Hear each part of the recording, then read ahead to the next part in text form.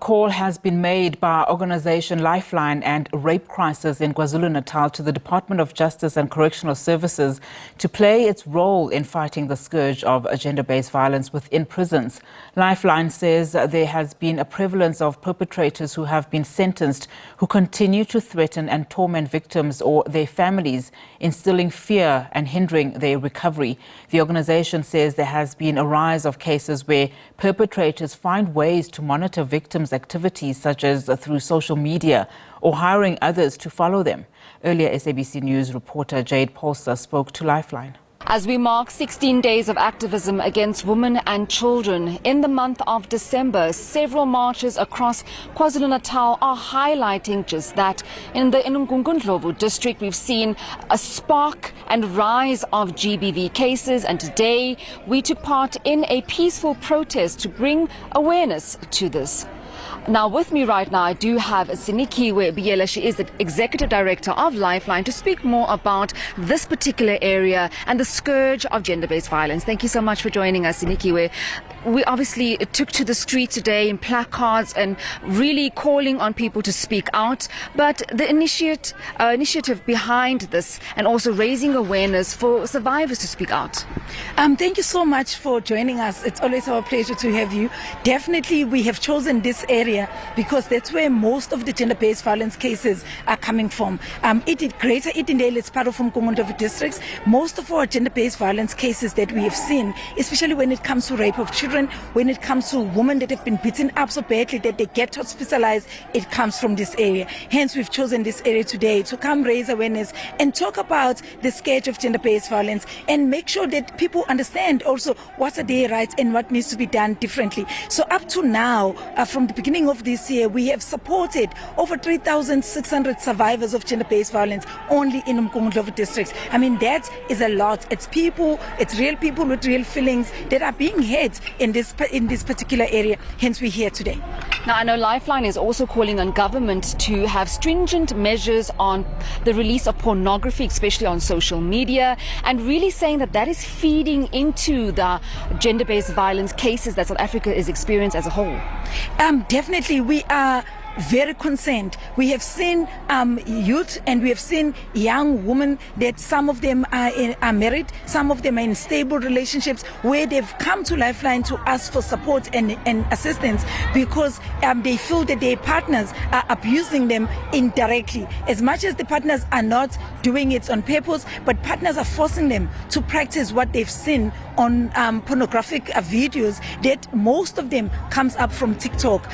TikTok is the most social media that will have a photo of a car, and when you click on that, it turns out to be a pornography. So a lot of men and young people are watching these pornographic videos and then expect women to actually practice that kind of behavior that they've seen. We've had women that have reported being choked up to the point that they urinated themselves during the sexual activities. We've had women that are beaten up during the sexual activities, or that are being asked to actually get involved in very peculiar positions, and when they're saying they can't do or perform that kind of act, they get beaten up because their partners are expecting it. So our major concern as far as pornography is concerned, it takes us back to 20 years where we come from, when we were fighting the scourge of gender-based violence, where pornography is in a way demonstrating or showing that having sex with a cousin, for example, it portrayed as something that is cool. Having sex with a young person, like wearing a school uniform, it's portrayed as something that is cool.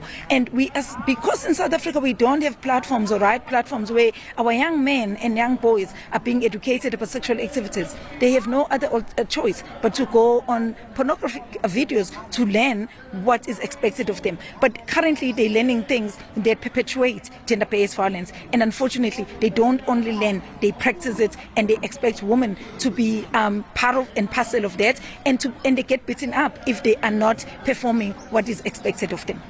I know Lifeline has also made a clarion call to correctional services to also jump on board. We know that law enforcement officers are doing all they can in the various communities across KwaZulu-Natal, and I imagine in other provinces as well, to try and stop the scourge of violence. We saw judiciary also coming on board with harsher sentences. But as correctional services, you've actually called them out saying, do more.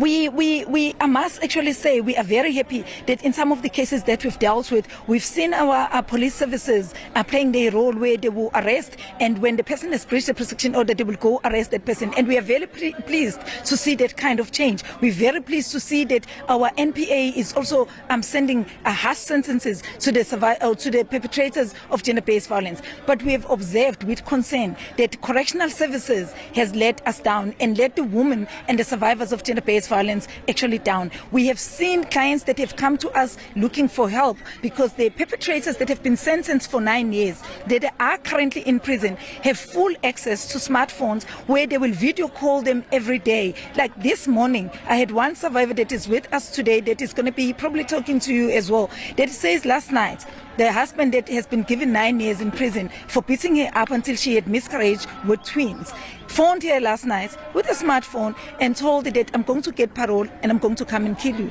So according to this survivor, this man phones her every day. She's been tortured. Even if she changed the phones and blocked this number, he still phones her. Another survivor reported recently that the husband that is also behind bars had actually organized hitmen to come to her house and forced her to hang herself and in front of her children and kill herself for taking him to prison. So if they're sending messages and they're phoning and they're doing video calls, so actually you can see them wearing a correctional services uniform, that they're in prison but they have free life, so they are away but not away. So women are still being tortured, and it's even worse because they might lose their lives. So we are actually calling on Department of Correctional Services to join the party and fight the scourge against gender-based violence. And we're saying if they let their guns down, our women and our children are not safe out there, and their tears and their blood is going to be on correctional services because they've allowed some of these incidences to happen. So we're encouraging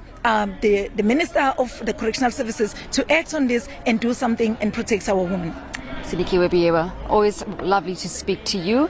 Well, that was Executive Director of Lifeline here in Pietermaritzburg, Sinikiwe Biewa, just talking to us about the march that happened this morning, but also a clarion call on the Minister of Correctional Services and Justice as well to do more when it comes to gender-based violence. As you heard there, we're going to be speaking to several other survivors who are really tormented by their husbands who have been incarcerated but are still trying to find hitmen to kill them, who are still tormenting them on a daily basis. So as we mark gender-based violence this month, we also shine the light on those that are incarcerated who continue to torment their victims.